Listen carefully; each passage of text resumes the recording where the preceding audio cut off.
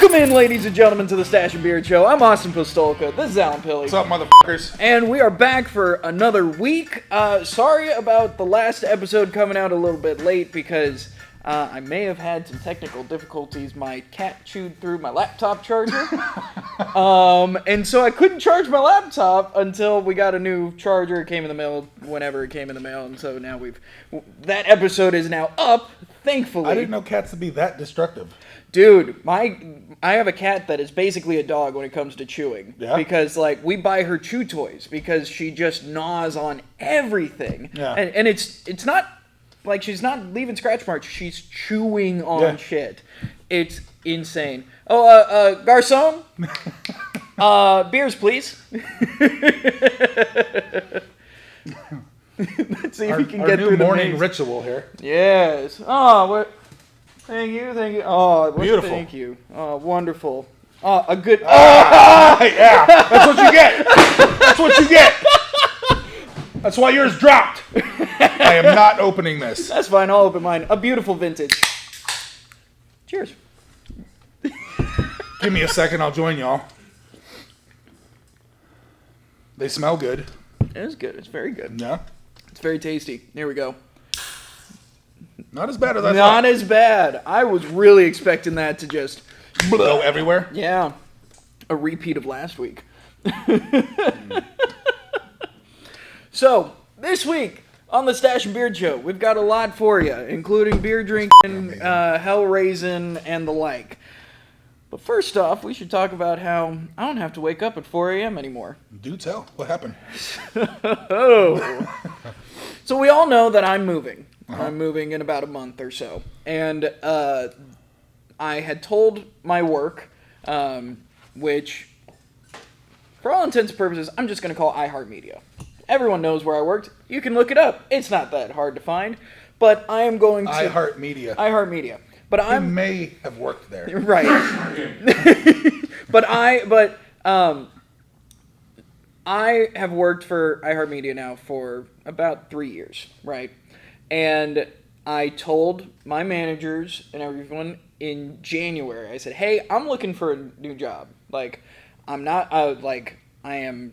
not happy here. I am trying to find a new place. And as soon as I find a new place to hire me, I'm gone in 2 weeks.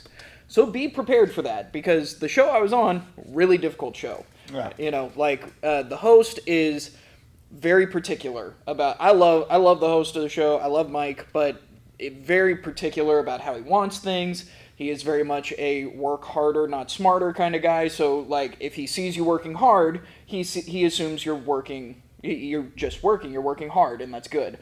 Not necessarily the working smarter part, where maybe there's something easier I could do over here that makes the show better. Mm-hmm. But, he is very much, I want to see you working. Is there drinking on the show? Not on... Fuck that show. That's right. Absolutely. There should have been. Goodness. 6 a.m.? Oh. Hell yeah.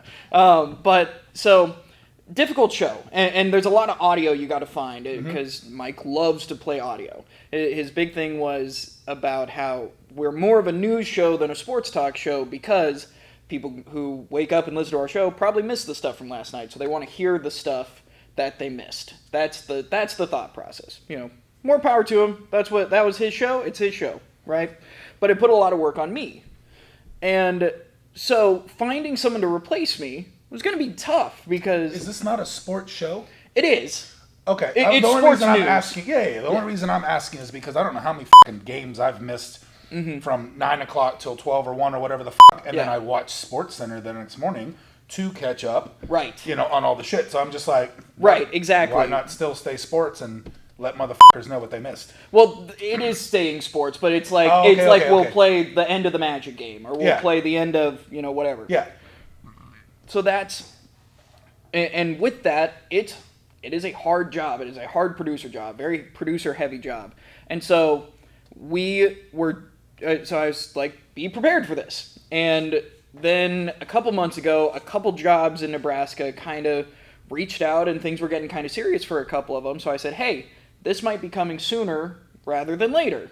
And they're like, okay. And so they got in place, and we started training a guy, right? And so Monday through Wednesday. I remember this story. Yeah. Monday through Wednesday, I'm training this guy. He's running the board. I'm there for moral support. I'm still there, so I get all my hours. And then Thursday, Friday, I run the show like I normally do. So that way they can save money and not have to pay another part-time employee 29 hours because a $1 billion company can't afford it, apparently. But so we do this for about a month, right? And I let them know I'm leaving June 4th was going to be my last day. I said, that is my last day. I'm not working any past that. Cool. Everyone agrees. Well, last Monday happened. Last Monday, I get on a Zoom call with the new producer and my boss. And my boss says, hey, the higher-ups at iHeart don't like how many part-time hours I'm using. And so I'm going to let you guys, he put it this way, I'm going to let you guys decide how to split the 29 hours for one producer. And I'm like, well, I can't say anything right now because the new producer's here. He and I are buds. You know, we're like, I'm like, all right, well, cool. So we record the podcast. And I get a little tipsy. Thanks to the moonshine taste test that we had last week, which you can see liquid now. Courage. That's right. You can see now on YouTube. I called my boss after I left here. And I said, let me make sure I've got all of the facts right. During a pandemic, I got my hours cut by a third. I got more responsibility because they got rid of the co-host for a while. I filled in for your producer whenever he was gone, and that was a lot. I worked a second job so that way I could still make ends meet. I missed 3 days in the past year over all this shit. But I can't keep 29 hours. iHeart can't pay an extra $150 a week. So that way, the new guy can be trained, I get all my hours. So they were going to make y'all split 29 hours. They were going to make us split 29 hours. But they weren't going to tell us who was going to split. But they did say, we kind of think Austin should bow like out. some shady shit from back in the day type of shit. Like, hey, Yeah. going to pitch you two against each other? Yeah. One knife. Yeah. So that way, I'm graceful in giving you guys the option for this, right? So. Damn bell.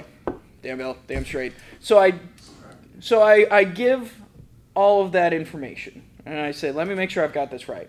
And now that all that is on the table, they can't afford an extra $150 a week for 3 more weeks in order to let me make my money that I didn't make during the pandemic, and Kelly still gets his money because he needs it. He's a young guy like me. He's engaged, all this sort of stuff.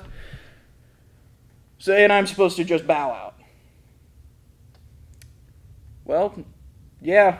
And you did this to yourself because you gave us way too much notice. You should have just given us 2 weeks and let us deal with it. What? Yeah. You didn't tell me that part. Yeah.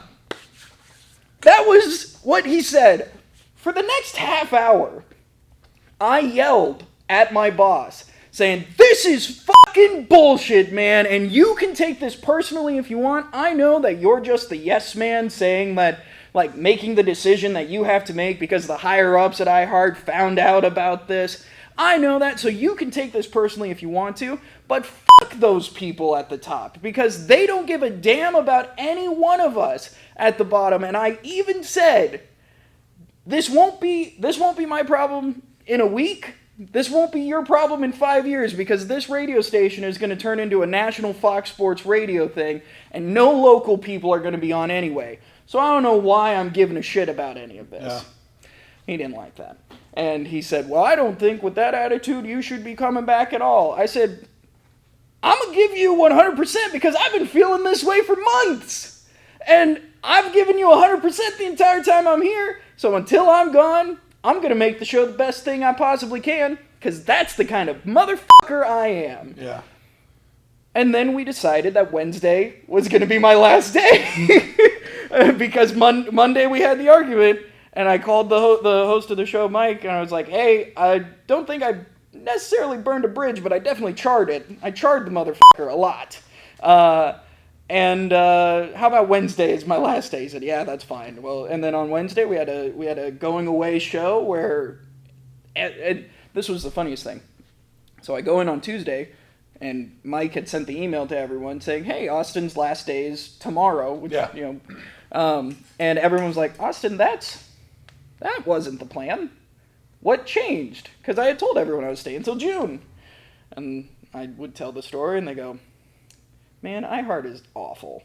Like every single person was on my side because I was getting fucked. And every single person I talked to was like, did it feel good to like tell off someone about this? I was like, yeah, it felt pretty good. It was very rarely. I never thought that I would have that moment of you can't fire me, I quit, because I was never raised to like yell at anyone in authority or anything like that, and I wasn't ever raised to be disrespectful, but I went full on like you. Being disrespected, there's a big difference, and this is my opinion, of course. Big difference between being disrespected and then being disrespectful. Right. It's like I tell my guys all the time, moving and stuff like that. Like, you go out there, you go above and beyond customer service. You're there to move furniture. Yeah.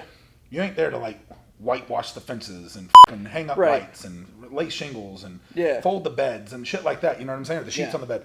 Like, there's a point where it's like, hey, guy, like I'm just here to move, man. Right. You know what I'm saying? So, and be respectful to the customer, and stuff like that. But once you start getting disrespected, that's where I even tell my guys, hey, you draw that line in the sand and either call me or I'll get you off the job. You know? So type of thing. So you put in, you break your back for the place, and it's just a bit of disrespect on your end. I think you tolerated it for quite some time.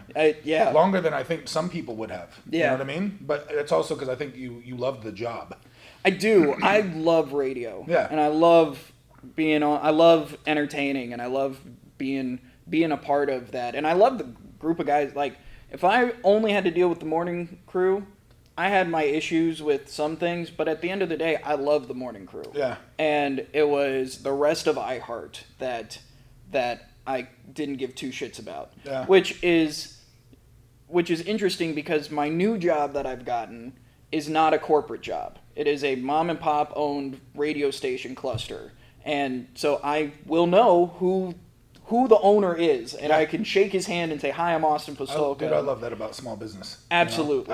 I hated, loved Bally's. I loved who I worked with at Bally's. Yeah. Hated the corporate bullshit. Absolutely. So it was one of those things that's like, oh, I can go do this on my own. I can train on my own. Or I worked for small mom and pop gyms. Yeah. Shit like that. Like, I knew I could shake your hand every morning and be like, hey, Austin, thanks for letting me work here type shit. And then I got to the point where it's like, why am I can do this. Right. So then that's when I started my own gym type of thing. But, that's entrepreneurship and shit like that, The mom and pop, they're the ones that I think run this country type of thing. And it's the corporate people that fuck shit up, once again, my opinion. Yeah, absolutely. But how hard is it to, I don't know anything about radio. I don't know how hard it is to open up your own radio station. Very hard. Yeah. The FCC makes it very, very difficult. The Federal Communications Commission, they make it difficult. So like you hear about like the pirate radio stations where like some dude has an FM transmitter that goes for 2 blocks or whatever. They'll crack that shit down.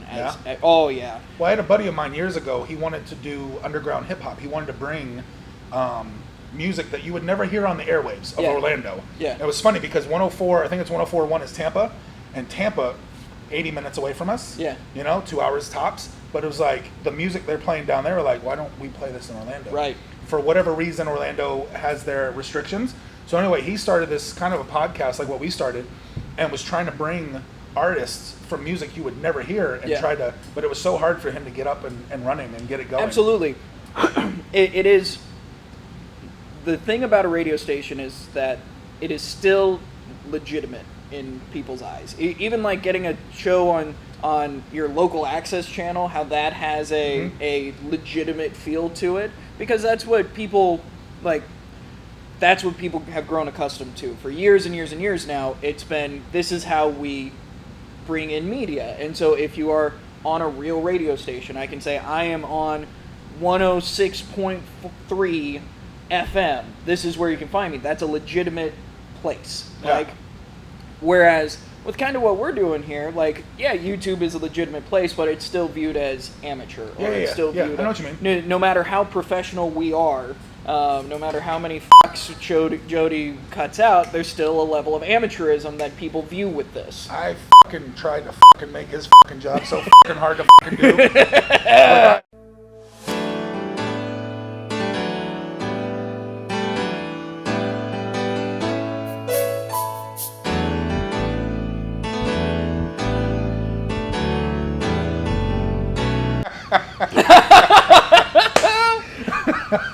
But anyway, at the end of the day, I quit my job early so that way I wouldn't Kelly over. Yeah. Because Kelly's a good dude, and he's going to do a great job. And on Wednesday, my heart was so full because it was Austin Pistulka Appreciation Day, and we got text messages, we got tweets, I got people DMing me on Instagram about how much they enjoyed listening to me on air and how much of an impact I had on them. And Mike even got a text from Mackenzie Milton, the UCF quarterback that broke his leg. Yep. His mom texted Mike and said, "Hey, I'm crying right now because Austin's leaving." Really? Yeah. Like, Mayor Buddy Dyer texted Mike and said, "It's too bad Austin's leaving. He was a great part of the show." Because Buddy Dyer listens to Open Mic. Like, I was such an integral part of people's mornings. Yeah. Well, it's like when you and I first started talking about doing this, and we were going to get onto your company, and then they. Yeah. I don't know all the details, but it's almost like they kind of sort of fucked us. Yes. Like they had given us an original price to be on to get us going, and then jumped it, and I'm like, well, wait a minute, like that's not how negotiations work, right? Type of thing. But like they didn't, whatever. I'm glad we didn't sign up with them. It's almost like, what's the word I'm looking for? Or the phrase, signing with the devil. What is that? Oh, sell your soul. Sell your soul, yeah. I'm really glad, I'll fucking take our 50 fucking viewers. Absolutely. Over doing business with people like that. And then who knows, maybe they don't even like the theme of the show or the way we talk or the fact that we're fucking drinking and now we, we're in trouble. Yeah, and then we gotta be them, and we're not even us. You know what I'm saying? So I'm glad we went our route. I am too. Type of thing, I am so happy about that, and at the end of the day, and this is the thing I keep coming back to with this is that the people who grind every day and who are on air doing their shit, putting on radio shows, they're awesome. Yeah. It's the people higher up that are. Well, you're the reason that the people that higher up have a show. You know what I'm saying? Absolutely. You're the reason, kind of, sort of, they have a job. Mm-hmm. You know what I'm saying? Like, people tune in for a reason. Your viewership goes up because of you guys, and your content. I'm saying that as we only have 50 viewers, but we're still young. You know Absolutely. what I'm saying? So, the content is what draws in viewers. And then you start building, you know what I'm saying? Mm-hmm. So, this guy above us has a job because your personality or whatever is selling the show and bringing people in. Yeah. Without you know what I'm saying? Yeah. Now you don't have a show. Right. Without a show, now I got a job. So it really is. And sometimes the way that they don't take care of their own, can come back and bite them in the ass. And that's why I love small business. That's why I love mom and pop shops. That's why I love where I'm going next. And that's why I'm so excited. And at the end of the day, if they had put me full time at some point, at iHeart, I probably wouldn't be saying this stuff. But at the same time, iHeart was never going to put me on full time. Yeah. iHeart was never going to give me that opportunity to grow. They were legitimately just there to. Austin's a number. He's 29. That's how many hours he works. That's how much we pay him. If anything more than that, get out. Yeah. Because at that time, now you also have to weigh out your return on investment. Okay, they make you full time. Is that extra money worth the headache? Right. Type of thing. You know what I'm saying? Yeah, so, absolutely. Those are some things I teach people all the time. Considering taking a job. They're like, oh, fucking 90 grand, 110 grand, whatever. They hear the word six figures, and I'm like, why does it pay that? Right. You know what I'm saying? Are you happy? Yeah. A motherfucker making 45 grand a year is happier than a motherfucker making 150. Absolutely. You know what I'm saying? So sometimes that trade-off of that amount of money, 100, what is that? 40, 50, 90 grand? Yeah. 80, whatever. Yeah. Is trade-off of 100K. Yeah. We'll say. Fine, keep it. Yeah. I'm over here making 45 and I'm fucking happy, man. Yeah. You know, I'm making doing 150. I hate life. Yeah. You know, it's not worth it. I talk about that all the time to friends of mine. So yeah. And now I get to live that. And actually, I'll probably end up making more money at the new place. Yeah. Because they give a damn, and it's about dude. So like, I think we talked about this off air, but like, so I had tried to sell you the strongman movers to do an iHeart thing and to like do advertising. Yes, I don't remember her name, but yes. Yeah, but they were so stringent on this is our rate. We don't change our rates. This is This was at the second gym. Yes, I remember this now. Yeah, even though the radio station I worked for literally didn't make any money. Like we were, all of our ad spots, not all of them, but a lot of our ad spots were like throw-ins for other radio stations, or house accounts. So they're just going to iHeart and all that sort of stuff. What I have been told, because I'm going to be doing sales, they said we don't have a rate for things. It's ask them what their budget is, so that way they don't tank, they don't go under. If they've got $300 to advertise a month, well, we're going to find a way to give them $400 worth of advertising. And they can do that because they don't have these structures in place that corporate America has, that where if you sell something at a lower price than corporate says is okay, then your ass is grass because, you're losing us money. Even though you're bringing in money, you're still losing us money because you didn't bring it in at the price that they wanted. And I'm so looking forward to the fact that I am going to be building relationships with people and trying to make everyone's businesses better rather than give me my money, this is the rate, if you can't do it, f*** you, I'll find someone else. Well, that was how Bally's was, dude. Yeah. Like, you had levels. So if you were just fresh off the street, had never trained anybody in your life, you didn't have to know that, but it was shown on... This is the dumbest part of this, man. If you were a level 1, you were a yellow card.